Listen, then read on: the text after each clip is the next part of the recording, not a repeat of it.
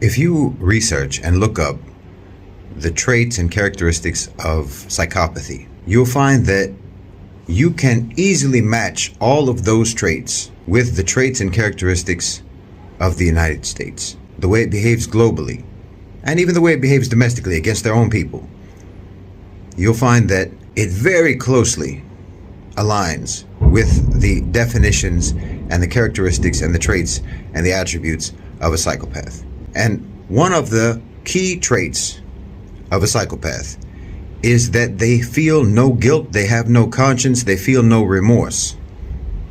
They feel completely entitled to take advantage, to prey upon, to behave in a predatory manner towards anyone who's weaker than them, who's more gullible than them, who's more naive than them, who's more trusting than them, who's more sincere than them, who's kinder, who's gentler, who's more compassionate.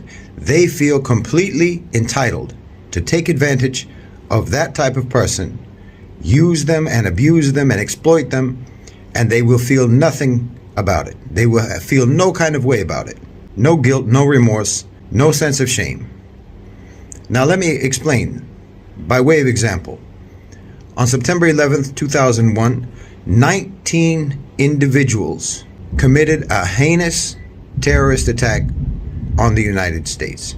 Since 9/11, Muslims around the world collectively have been held responsible for that and have felt genuinely guilty about that, have felt horrified by what happened and have apologized for it, have felt guilty about it, and have tried time and time and time again to atone for the actions of these 19 individual men. And we've done the same thing every time there's any sort of terrorist attack by any individual criminal or set of criminals.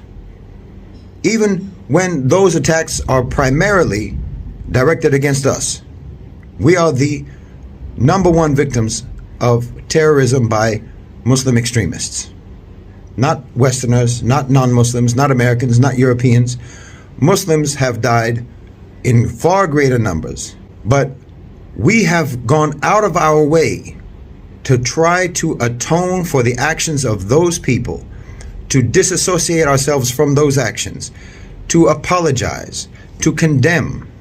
I mean, whenever there's a terrorist attack, Muslims around the world fall all over each other trying to get to a microphone to explain how much we condemn it, to explain how this is unrepresentative of Islam, how these people are not real Muslims, they're not true Muslims, they don't represent Islam. This is not what Islam believes in. This is not what Islam calls for. Islam does not advocate this, and Islam does not approve of this. Muslims fall over each other trying to get to microphones to explain that to the world. We do that to disassociate ourselves from the renegade actions of individual criminals who perform atrocities in the name of our religion. Now, contrast that with the endless list of crimes committed by the United States. And you can go back as far as you want or as recently as you want. If you want to go as far as Nagasaki, Hiroshima, you can go there. If you want to go to slavery, you can go there. If you want to go to the genocide of the Native Americans, you can go there. And if you want to just talk more recently, you can talk about Iraq. You can talk about Afghanistan. You can talk about Syria. You can talk about Yemen. You can talk about drone attacks in Pakistan. You can talk about bombing the pharmaceutical factory in Sudan. It doesn't finish the atrocities committed by the United States. And that's just against us. Forget about talking about Latin America in the 1970s, 1980s, and now. Where's the remorse? Where's the apology? These aren't actions of renegade individuals. These are actions sanctioned by the government. These are actions performed by the government and sanctioned by the government and endlessly defended until now. Defended by the government and justified by the government, justified by the media, justified by pundits, justified by analysts, justified by think tanks. No one has apologized for any of these actions. They never apologize, and they don't feel any need to apologize. That's no conscience. There's no conscience there. There's no sense of guilt. There's no sense of humanity. There's no sense of responsibility and accountability, and no sense of grief for their actions. The closest they'll come is to say, yes, maybe Iraq was a mistake because there was no weapons of mass destruction after all. But the truth is, even if there were weapons of mass destruction, you didn't have a right to do what you did. Even if there were. Nations have a right to possess weapons of mass destruction. America possesses them.